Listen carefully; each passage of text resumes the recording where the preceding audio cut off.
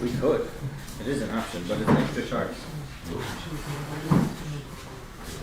The bridge was made down, or maybe after now the version of like what caused that to come up all the time? It's been in the works for a That's very been long for a time.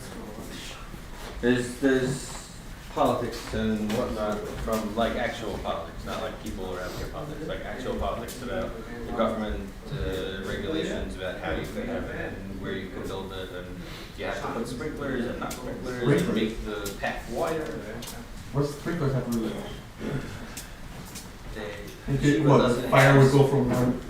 Yeshiva doesn't have sprinklers built in the building because the building was built From before before, yeah. necessary. But if you're going to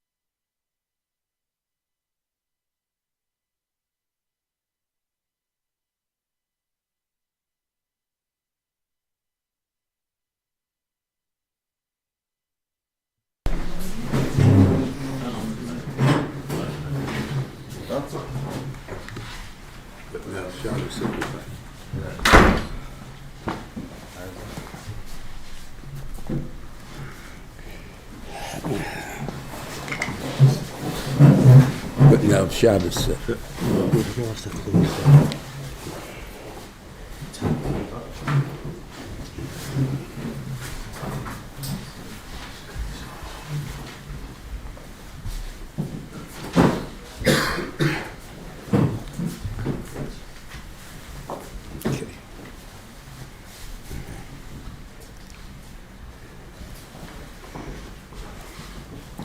It seems from the posuk, the simple touch of the posuk, "Vayi Beshalach Paris ha'om v'nochem l'kim derech eretz Plishtim ki korivu."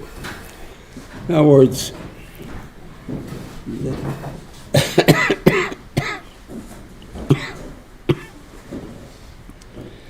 is the Torah teaching me anything with this, or just telling me there's Metzias is God wasn't sure, he put them into an Nisoyin that they can go either way, and therefore since they can go either way, I don't want to test them too much, so I'm going to put them, so I'm going to do it a different way.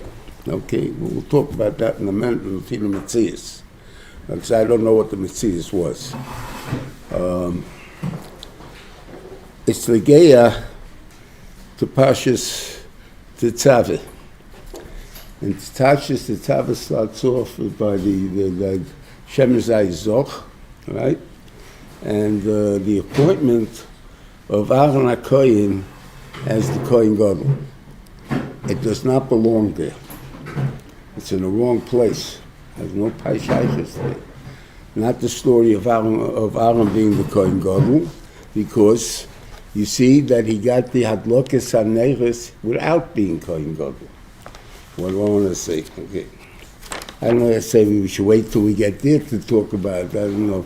But this is what turned them on. Okay. Yeah. And who's going to do this? Aaron. That's exactly two psukim in this parsha. Then it starts off the next parsha, to be the Kohen Gadol. Till then, he was not. So therefore, the Adlokas HaNeiros was before he was Kohen Gadol. Now, that's going to be your job regardless, taking care of the Neiros. Why? What's the Neiros do? The Neiros represent Torah. Okay? So what big deal? But he goes back to the story of Beshalach. You taking the Jews out, you don't know what their reaction is going to be. So when you're going to meet a Rebbe in a classroom, and it's not so obvious now, but in my time there used to be yeshivas that used to have parts of the yeshiva with guys who were kafir, they were mamish, they were kafir b'ikar. I mean, there was nothing there. How do you have a yeshiva that has such a thing? It was a teaching program. It was biblical criticism, it's called. Right? You have a right to ask questions on God. You ask questions on God. Why did God do this? Who's this and this and that? So obviously you're going to you make up your own answers as you go along. Okay? So these people become apicursive for such things.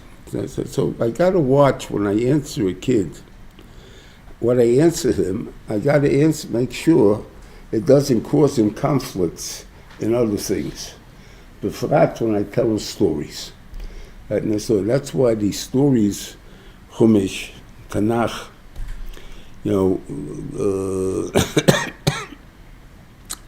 they're supposed to answer the kashas to kids, not to make more kashas to kids. What I mean to say is this.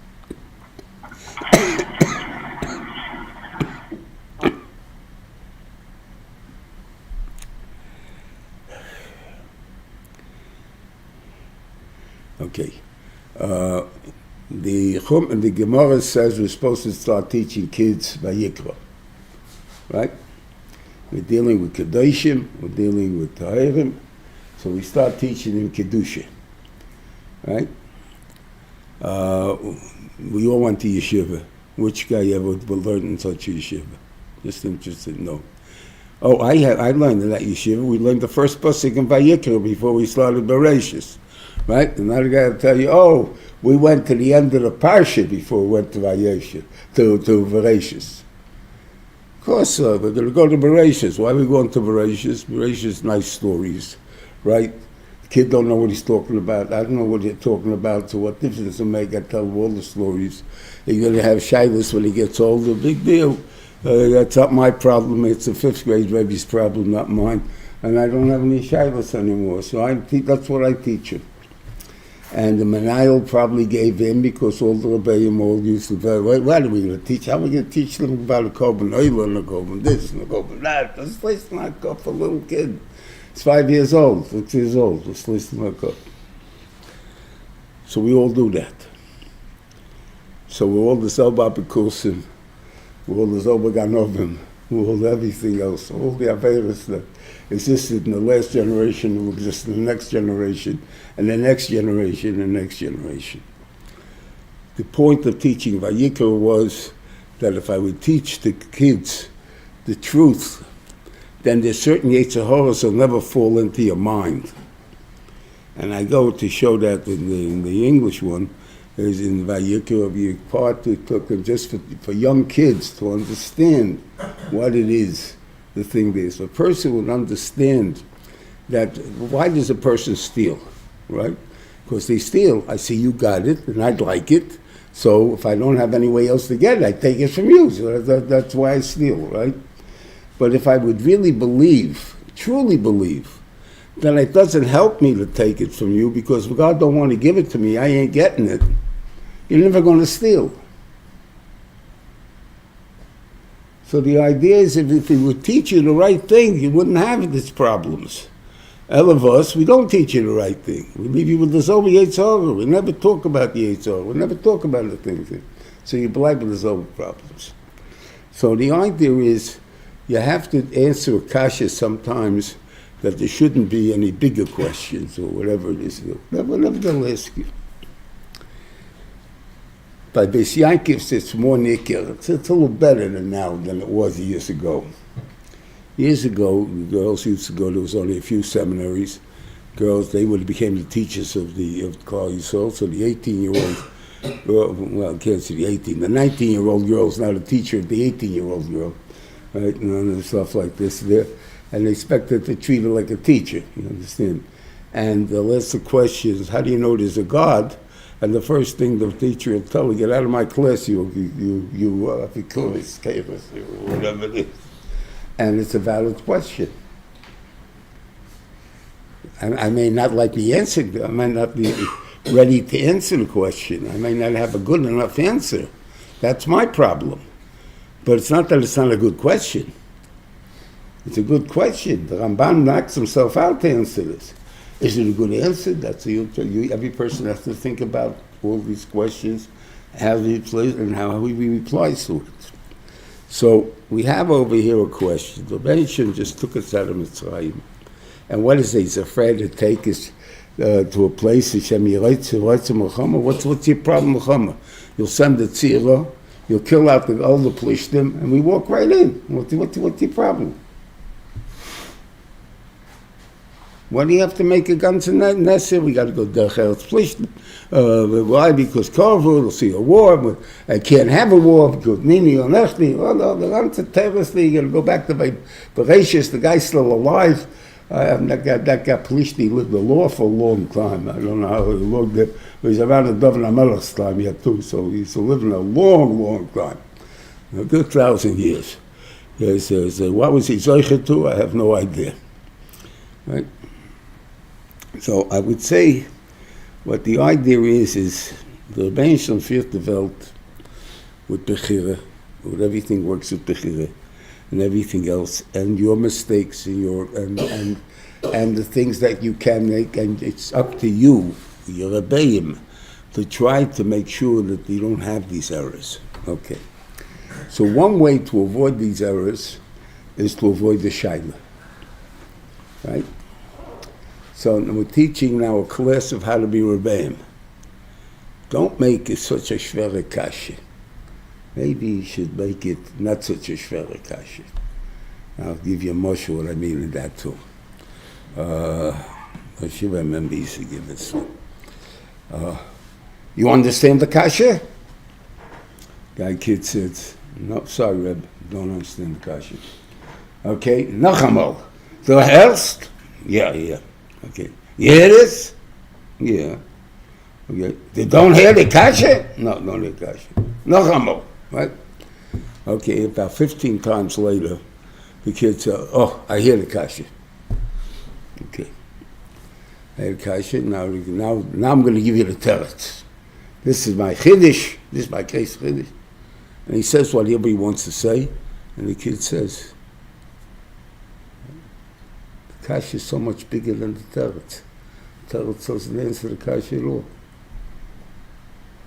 So what does the kid go away with? The Rebbe's an amoritz, it's one thing probably. He can't understand a decent kasha, whatever it is there, whatever the things are going to be there. And the kid doesn't, and he has no answer to the kasha. But he had no kasha in the first place. If you wouldn't have forced the kasha into him, he wouldn't have the kasha in the first place. I didn't hear your kasha. But you keep hacking me, making me, oh, you don't hear. So I'll hear after a while if you keep hacking on the just the don't hear part. You'll maybe convince me first minute. So now you mess it up. So Teicha, if I'm going to leave it to something that people will have thoughts again about it, is a very dangerous thing. I see the Rebbeinu Shalom is worried about it because he doesn't want to take him down Eretz Plishtim. So how am I going to teach Torah? So the Rebbeinu Shalom says to him, don't worry about it. Aharon Ochichos teach the Torah. He's going to be able to give it pure.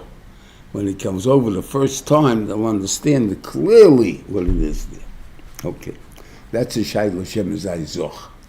In other words, if you have Shem Zayis, which is what you do is you grind up the Zayis. So you got Shmorim in there. Now you can strain it, Haim Pizmorgan, you're not going to get out every shtickle Shmorim that's there. So there's always going to be something there. So therefore, if you don't want to have anything, all you can take is one drop from every olive. That's all you can take. That's what Shemin Zayis is. It takes a long time to do it. It takes 8 days, obviously, to make them the shemen, to be able for the menorah. That's why Chanukah is 8 days. Because it took 8 days to make enough oil to be able to be mad with the menorah. So obviously it's not such a simple thing. So it's dangerous. So you gave me the answer. So I'm taking the case of Aharon being the Kohen Gadol and Shemin Zayis, which belongs in Parshas Emer. Rashi says it clearly over there. This is the Parshas Shemin Zayis Zoch. It's here. So he says also it's right after Shvi. So you see it doesn't belong here. So why'd you bring it here? Because of this. Okay. So this is the point. So the idea is you don't make kashas to people that don't have kashas. Now, but you want to, you did, let's say the Rebbe's fourth human, Vart says a good chiddush, and he answers 5 good kashas, and he wants to sneak in a couple of 6 or 7 also in there, and it is there. So how's he going to present 6 or 7? It's not such a good answer for. First 5, then maybe they're good. So you say it this way, and this teretz also answers this kasha, without going into, you hear the kasha, you hear the teretz, and this and that, and the kid will remember that this teretz is supposed to answer this kasha. How? Figure it out. Okay, it may take me another 20 years to figure it out. I mean, I know a lot of times at the Rosh Yeshiva, he used to tell me things. Right? I didn't understand what he's telling me. So I had my teretz, and I go, wait there, it's 30, 40 years later. Oh, that's what he meant. Oh, okay, so good. So then we'll worry about it then. So then the guy is safe for 30, 40 years, and he's okay. He's not going to worry about it. Now, the truth is, when did Kriyas Yamsuf happen? I have no idea.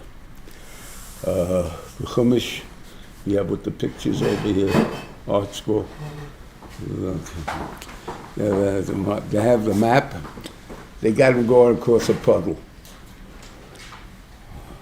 You got the map over there? They should have the map.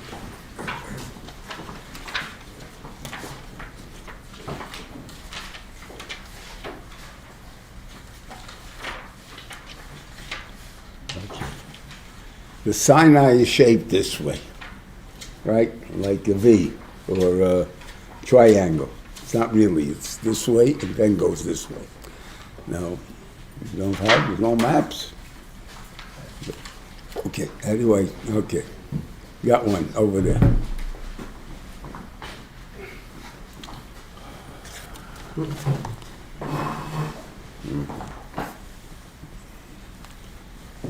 Okay. This is the Sinai. Wait, I don't know if you can see that. Now, this is not Yamsuf. This is called, it's Yamsuf here. It's either called the Straits of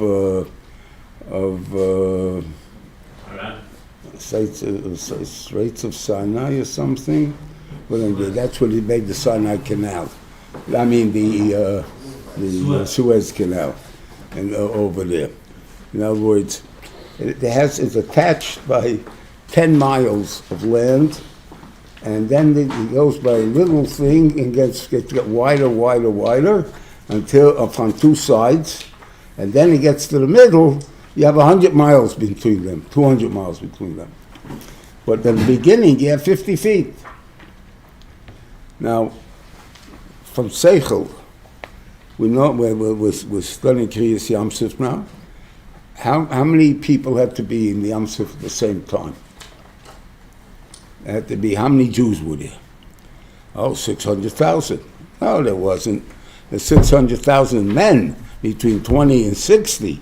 What about kids? What about guys over 60? What about the women?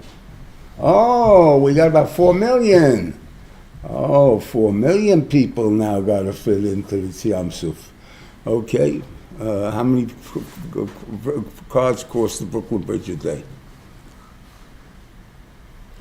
Yeah, I think this makes a big thing there.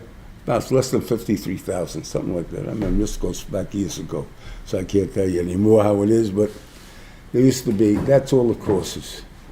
That's all it takes. People don't walk like soldiers. You want to walk a troop of 100 guys, you put like 10 rows of 10, right? And each guy is 1 foot behind the other foot, so it takes only, 15 feet. And in 15 feet by 15 feet, you can have 100 guys marching. Don't work that way, right? This guy walks here, and this guy's about 10 feet behind him, the other guy's 20 feet behind him, and the other guy's over there and over there. They don't walk like soldiers, right? And then you had the army chasing them. It's a big army. You got to drown them. So how many miles does the thing have to be long for them all to fit in? 20 miles, 50 miles, 100 miles. When you say a 5-mile backup, right, on the this and this, how many cars are involved in the 5-mile backup? Right? If you put one car behind the other car for 5 miles, you have an awful lot of cars. That's not how many cars there are there. Okay? So obviously, it's a point that we don't walk that way. We don't do that way. So we have to have a bigger area. So if the whole thing is, let's say, 5 miles long, so the Yidden were out of the thing before the Mitzrayim even got into the Yam Suf. So that can't be Yam Suf. So these were kashas that if you thought about it, you thought about it. You didn't think about it, you didn't think about it. Like the thing that became the Abraham Accords, the first Trump administration, right? And all of a sudden, we have Kriyas Yam Suf in the middle of the Yam Suf, 200 miles down, or something like.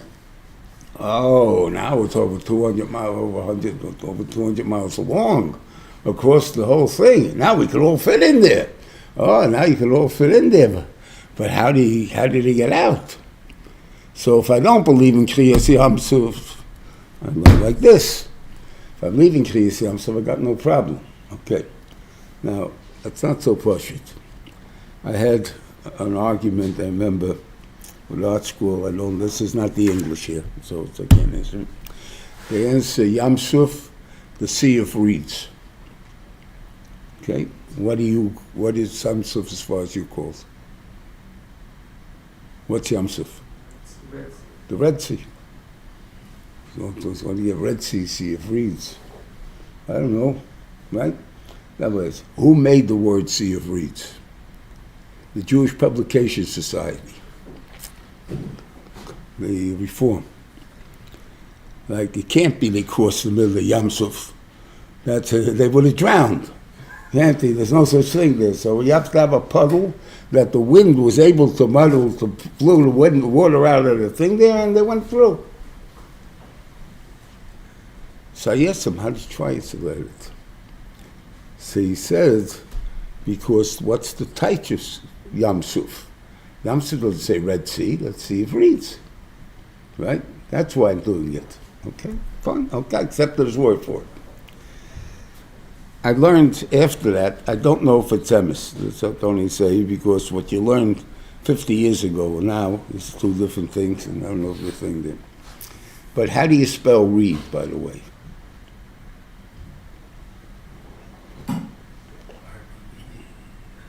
R-E-E-D. Once upon a time it was spelled R-E-D. Okay? Because what kind of an idiot is going to call a sea a Red Sea? If the Makis Dam, maybe, but that wasn't the man, that was the Nile. Had nothing to do with Yam Suf, right? So where do you get? You have a Black Sea, you have a Green Sea, you have a Red Sea, a Gray Sea. You can have all these different kinds of colors if you want, but you ain't going to have a Red Sea. So where'd you get a Red Sea from? Because you don't know how to spell reed. That's what you got a Red Sea from. Okay? So the whole Toyus is all full of baloney. Listen to Yikil and John tell you. But this is, they're saying, you're not going to find these things out until you somehow start looking for things like that. Then all of a sudden you find, oh, now it makes sense. Okay. So, so l'chayre they should have been. So they tell you there was a story about more than a year ago, during the last of the Biden administration. Some Rebbe went down on the Egyptian side to see where they crossed, the way the Arabs have it. In other words, so Har Sinai, according to the Arabs, is not Mount Sinai. It's not that mountain where you have St. Catherine's on in the Sinai Peninsula. It's somewhere in Saudi Arabia. Okay, so that's one thing between them themselves. The Kabbalah of the people that lived there. Where was Kriyas Yamsuf? Okay, so there's a big difference. Okay. A lot of our stuff comes from the Christians. That's what the main problems comes from. Okay, I have no kasha. We're going to talk. Might as well talk about it now because it's that.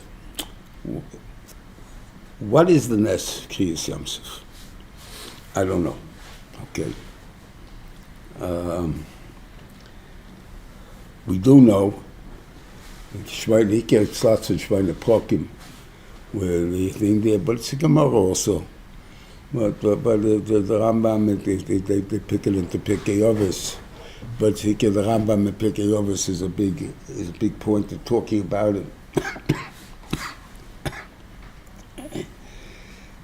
But goes on there, Soma Morris, that were Nema Ben Hashmoshes, and stuff like that, whatever it is there.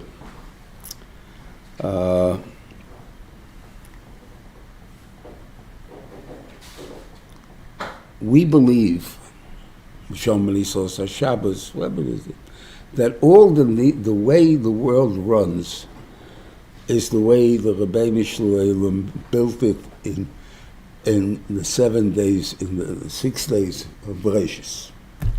In other words, Mother Nature. The Rebbeinu Shloim made Mother Nature run the world. Now, what's Mother Nature got to do with it?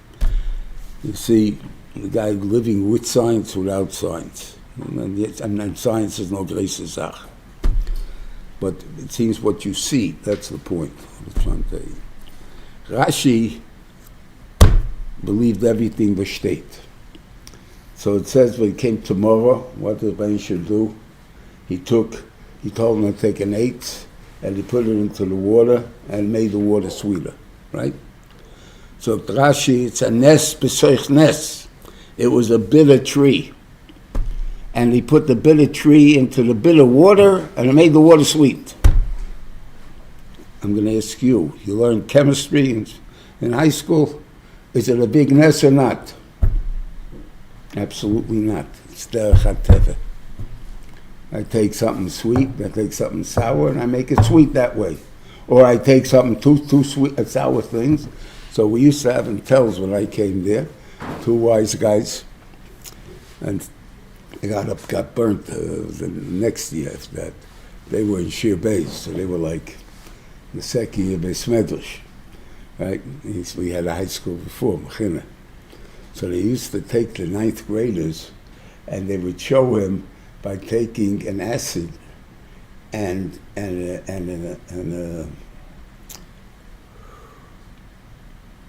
lye, what's lye? It's a base, and put them together and you can drink it. Acid will burn your kishkis out, and a base will burn your kishkis out. And I put them together, it becomes water. They just goofed. It was a little bit too much to one side. Okay, but they got it. That's a thing that. Okay, so they want something else from it. They want to be beduyik next time. No more games. Okay, but that was the thing. That's what chemistry is all about. I take this and I take this and I make this. It's not nes. Oh, it's a nes. It's not something you would understand. That's what the Bensham made. That's what the way it is there. You work with what the world of the Bensham made. What's your kasha? Okay, that's the hard part. Can I work with things that I don't understand, or this is thing? Okay.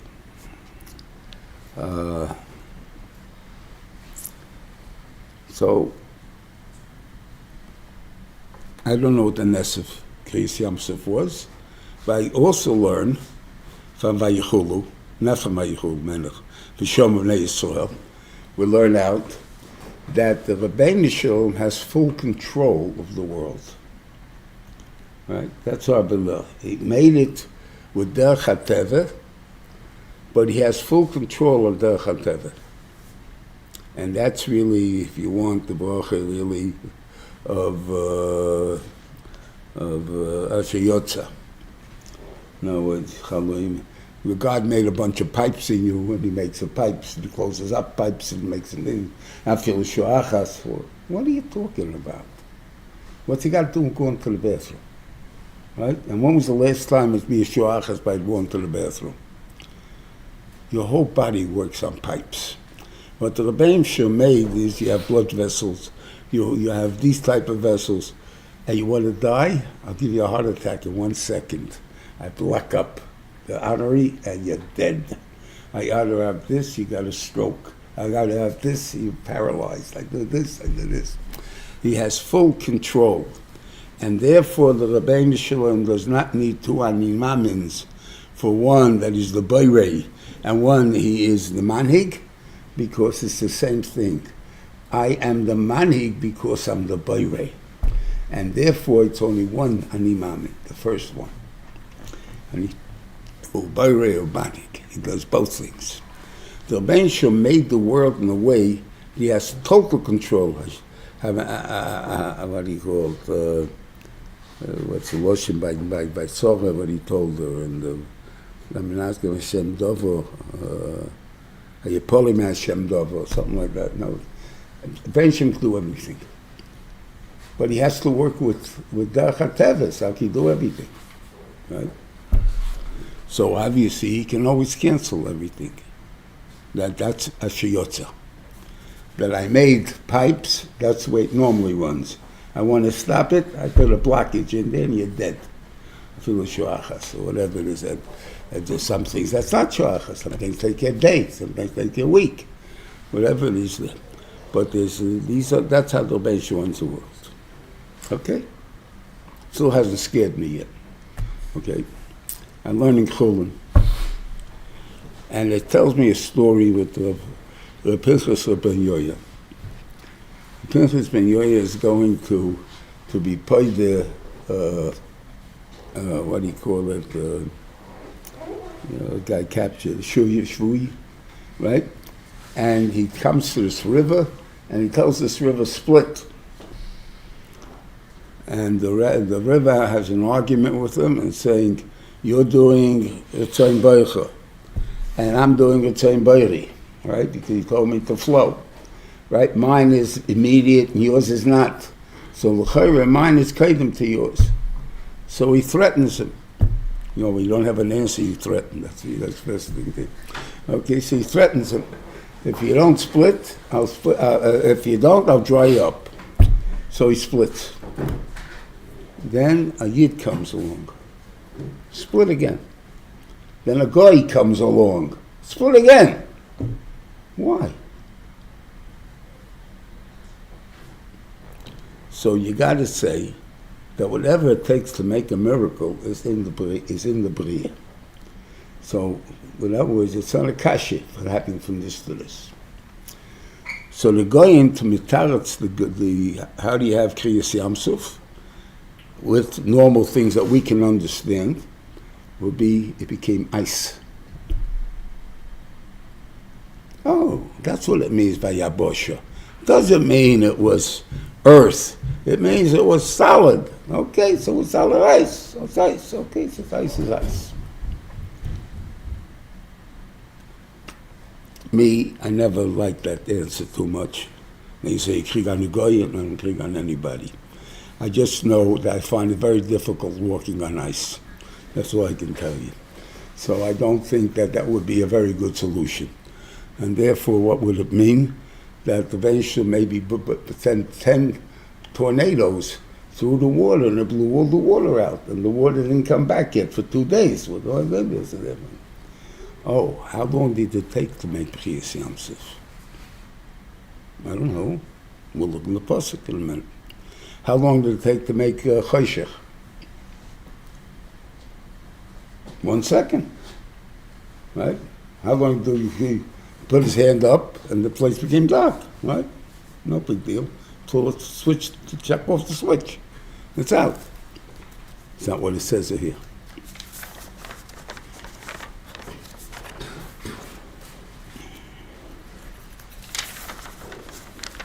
Vayet Moshe es yodi al hayom, vayelech hayom Hashem es hayom l'lech kodim azo kol halaylo. He made it blow near the wind all night, right? Vayosem es hayom l'charova. So it took it 12 hours, or whatever it is, to turn it into what he called. Now, if that's the case, I have no kasha. How does it work? It's very simple. I have what he called. It happens sometimes. It also happens with hot and cold. Also, certain things. That if I put in 60 degrees below zero at a thing, it's going to become ice in 5 minutes. Takes if it's going to be at 20 degrees, it's going to be an hour, maybe 5 hours, whatever it is there. It's totally on temperature, totally on what it is. There's many things that are totally in it. It doesn't happen 1, 2, 3 ice. It's going to become the water become ice right away. Not going to happen. Or maybe there is things that we haven't seen yet, which I don't know. I believe it used to be. It's a good question. I don't remember. I know your wives cook for Shabbos, right? So we used to cook Shabbos Thursday night also. Okay, so you have a lot of hot stuff. Where do you put it? So you used to leave it cool off a little bit outside, and then when it got temperature right, I think they're about 30 degrees, 40 degrees, you put it in the refrigerator, right? A lot of people tell you just stuff it in the refrigerator. What's your problem? Yeah, but I'm putting in 100, 200 degrees into the refrigerator. It's going to knock off the heat, the cold that's around it, and the thing there. It recuperates it. All this. I don't know what the MS is. Some used to say the hotter it was you put in, the colder it gets right away. Don't answer me what it means, because it picks up the ice particles right away. A little bit. If that's true, maybe you can make Kriyas Yamsuf anytime you want. That's what Chumash from Parshas Ben Yoya. Once it's part of nature, I can make Kriyas Yamsuf anytime I want. But who can? That's a good question. Who can do it? Parshas Ben Yoya can do it. I don't know how to do it. But it's on command. It's not something, not need a nest anymore. It's part of Bereshis. It's part of the world. So where is this thing, this Metzius? I don't know what it is. That's what I'm saying. So I can't answer the kashas that I have. But it made me think about the kasha. It made me think about, it has to be natural if he was able to do it. There wasn't no reason for a nest. The Bensham didn't need to make a nest for a guy. So why is he making it for? All of us, because Parshas Ben Yoya is part of nature, so it's no big deal. I'm not drinking together the base and the acids, no kasha. And they don't even have to be big acids. That's what I remember. That was actually the case of Chiddush. Like you could take hydrochloric acid and lye, 2 poisons, and drink it, right? And I can take lye and put in orange juice, and I can drink it, or apple juice, and I can drink it, because any acid neutralizes the lye. So it was such a Chiddush in my mind as a kid. You know, that there's these things that, and obviously I don't know all these things, so I don't know what the emes is, but these are the things that's unknown. There's a halacha. This is I'm mentioning Slama halacha. Weikes Lashiva Lachazanish. Opening a can, a juice can. So how do we open juice cans? right? You get a big, I don't know if we even have these things anymore. You used to have a number 5 can. That's the skinny ones, about this fat, about this tall. You get them off the shelf. They make one hole on this side and one hole on this side, and you're able to pour yourself juice, right? That's how you make a thing there. So how come when I drink my Pepsi or Coke or whatever it is there, I don't do that anymore? Because you pull off a tab that covers a funny looking hole, right? That's very wide and things. So you have air going in, air going out. Because another concept used to be in the chemistry class. Used to be you would take a piece of cardboard and a glass of water, that's a full glass of water, and hold it over the thing and pull away the cardboard. And for the first second or two, the water wouldn't fall out of the glass.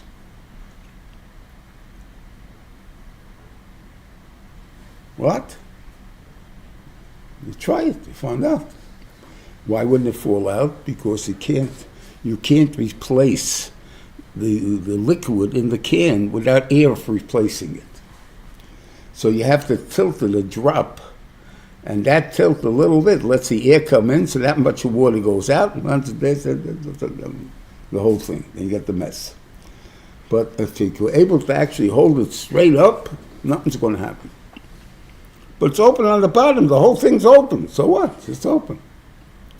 Okay, so the Chazon says that if a guy made a big hole, a little hole, that means the big hole is for pouring, the little hole is for replacing of air, so then you have only one, you don't have a deraisa.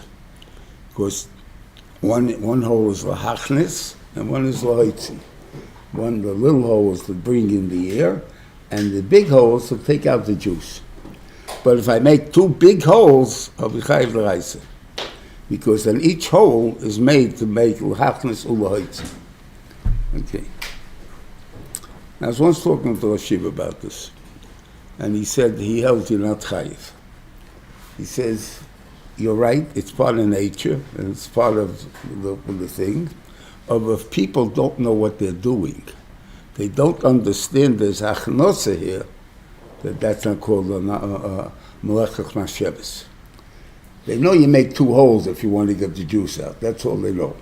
But they don't know why you're making 2 holes. So if you don't know that, it's not considered melechas machshavos. Okay, good. Just if I want to be chayim and not chayim, that's all. But not knowing scientific facts may be okay. That's what I'm saying.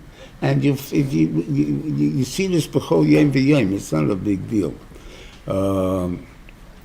There was not too many years ago. It was in Long Island, not far from Brooklyn, that there was 30-something inches of rain, to around there was only 18 inches of rain. So there was flooding in a very short, small piece of area. Well, how's that happen? Here it rained harder than there. Why? Because I made the rain harder there. That's why it happened. But you're asking me how scientifically, it's all kasha, the clouds, this, that, and it has more water than it has over there. That's all kasha. And so this happens all over the time. Everything there, the Beisham is everything's little bases. What do you guys, with all their machines, the scientists, right? Oh, we got this down to a science, right? The thing doesn't. It's going to be 20 inches tomorrow, right? Then it's 10 inches, maybe 12, right? Yeah. But it wasn't 20, right? Okay. Obviously, they don't know.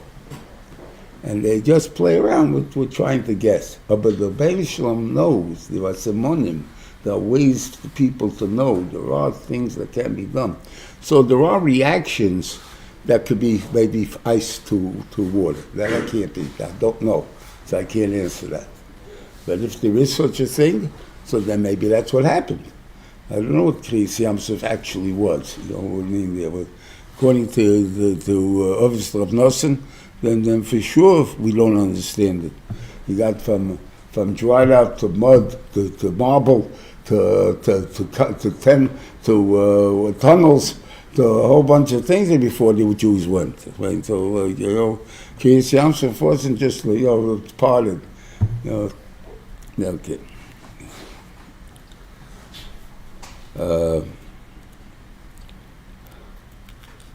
Let's see, something there. I think that's talk about Beshalach maybe. I mean, not Beshalach. I mean, what am I talking about? Sorry. About Parshas Zocher. Right? I don't know, this week I'm sure there's going to be a lot of places going to be what do you call Zecher Amalek and Zecher Amalek. You're going to say today too, even though we don't normally, I don't know, say it's a big deal, but they do. Okay. There are Achreinim, Purim's coming soon. Okay, so for Purim. So what do we say? Let's say you're supposed to say Parshas Zocher before. There's also some sefer, I believe, is that if it's an Iber Yor, you're supposed to say 2 times Parshas Zocher in the time. In other words, the ones from the actual Parshas of what do you call it, of Kiseitze, and one when it comes to Parshas Zocher. Why? Because you have to have once a year. In other words, so if it's possible when it's 12 months only, maybe not, I don't know how, it's whatever it is, something like that. Okay.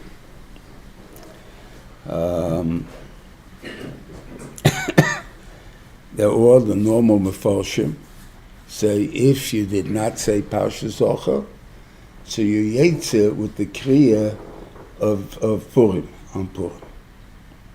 The kriya of Purim is Beshalach.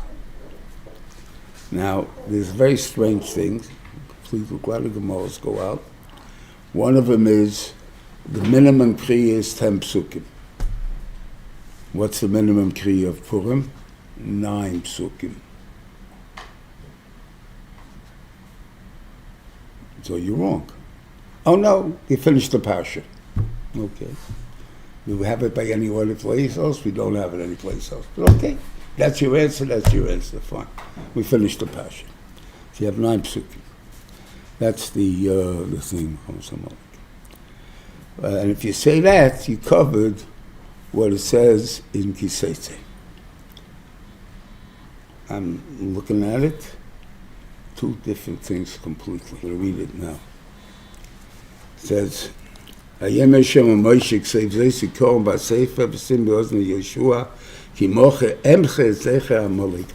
will destroy Amalek. Moche emche, I will destroy Amalek. Metaras Hashemayim.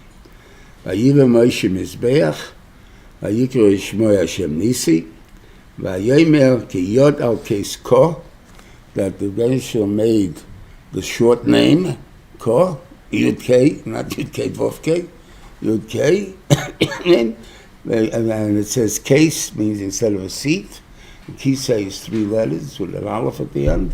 It's when the Shem Hashem will not be Malay, and the Kisa Hashem is not Malay until the destruction of Amalek.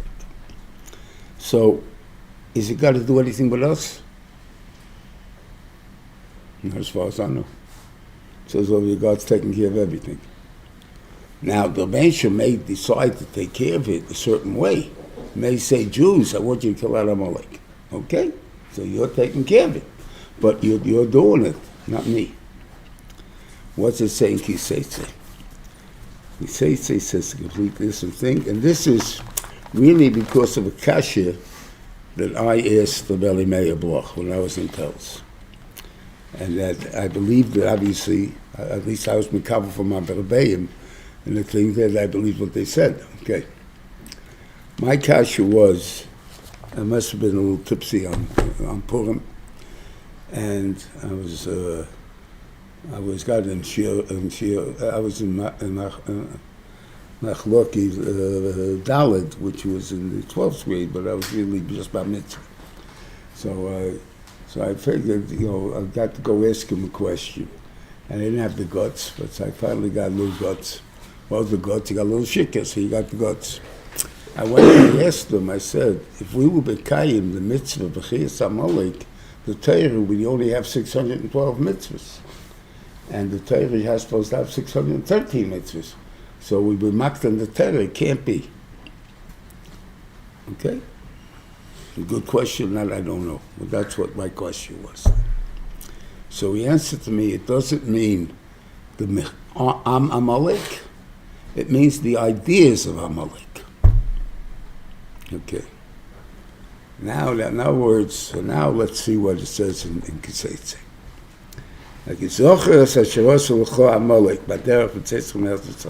Remember what Amalek did to you. Who go with the weak ways. In other words, when you don't have the tochen really, and you don't really believe in God, Amalek comes along and does a good job. He's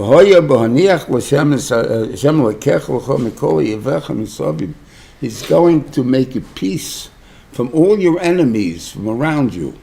Would I say Amalek is one of my enemies? I would think so, right? That means Amalek is wiped out already. Timche zecher Amalek, wiped out the memory of Amalek. In other words, Amalek is dead before. Who knows when they got killed? But we still have their philosophies in the books. We still have all these things. That's Timcha Zecha Amalek. That's what he told me. That's what it is. So the idea of Zohar that we have is that we're supposed to get rid of the philosophy of Amalek, not the Mitzvah. The Mitzvah, I mean, I'm Amalek. Who cares if they're around or not? Who cares? As long as they can't touch me, who cares? That's what they're both, which is better. In other words, it's better that Mordechai is so strong, he's Baruch, that you don't need an Or Haman. You know what I mean? Or it's better that you have an Or Haman, that even though Mordechai is not so strong, he's also protected. I mean, it's not so important that the Benjamin can protect me without anything else. So that's basically, one has nothing to do with the other. So obviously there's an union of Amalek, and the union of the ideas of Amalek. Now, what from Tanakh? You can't even get rid of them if you want to.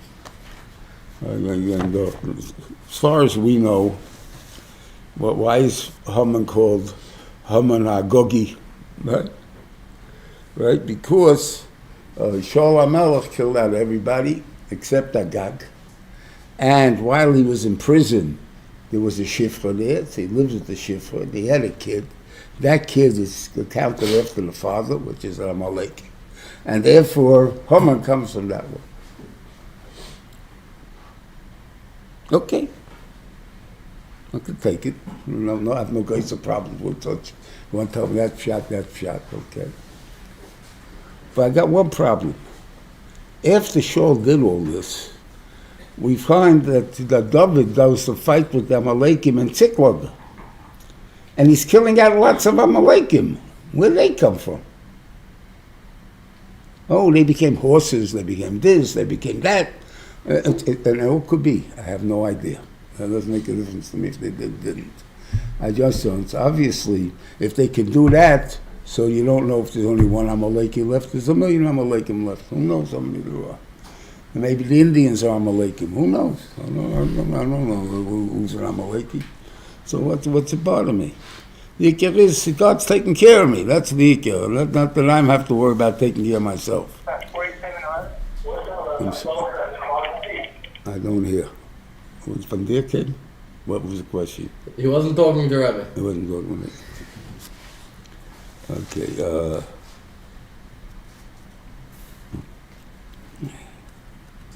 Now, just want to talk about, I guess, the Dora Midbar.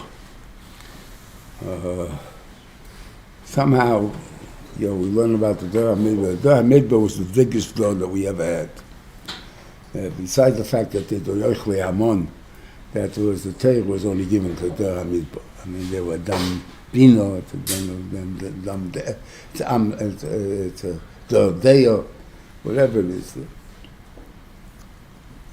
But they had Schwierigkeiten, they didn't believe. No, making a big mistake. They believed very stark.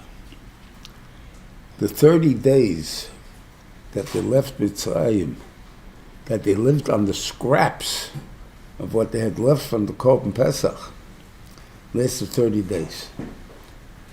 When did they start bothering? On the 15th of Chodesh Hasheni, they started bothering. On 15th of Iyar, we're 30 days in the Midbar. We ate up all the food we have nothing left. Now we ask God, we're hungry. So you have interesting, we say Ayin Tes, but you said Ayin Ches, you would say, it talks about over there that everything they did should like a Hagen. They asked for bread like a Hagen, meat like a Hagen, everything they asked like a Hagen. They're not right. The Gemara says for meat, they asked like a Hagen. Bread, they ask a Hagen. They're entitled to have bread. They're entitled something to fill them up. How do you have a machlekes between Tillim and a Gemara? What's the Mahagot? One is Nevuah and one is what do you call it, whatever it is, no matter how smart they are. Right? So I said, this is pshat. Take normal people. We divide our day into 3 parts. We eat breakfast, and hopefully that keeps us till lunch. Lunch till supper, and supper till the next morning, breakfast, right? That's how we eat. And we find sometimes you have to put in a snack in the middle. Sometimes you don't have to put in a snack. Sometimes whatever it is. But we try to balance ourselves out that we never get a Yetzer Hara. That's the point.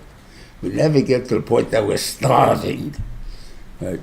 Now, there are times we'll hit such a thing, I'm hungry, and tell me, hungry, but it's only another 15 minutes. 15 minutes, big deal, right? That's what happens when you say you're hungry. Right? It's not the pshat, I can't wait for 15 minutes. That doesn't happen. So I said the pshat is like this. So normally that's what we set up. So the guy gets a little hungry at 12 o'clock, 1 o'clock, but he eats at 1:30, 1:45. Okay, so not 15 minutes, not a half hour.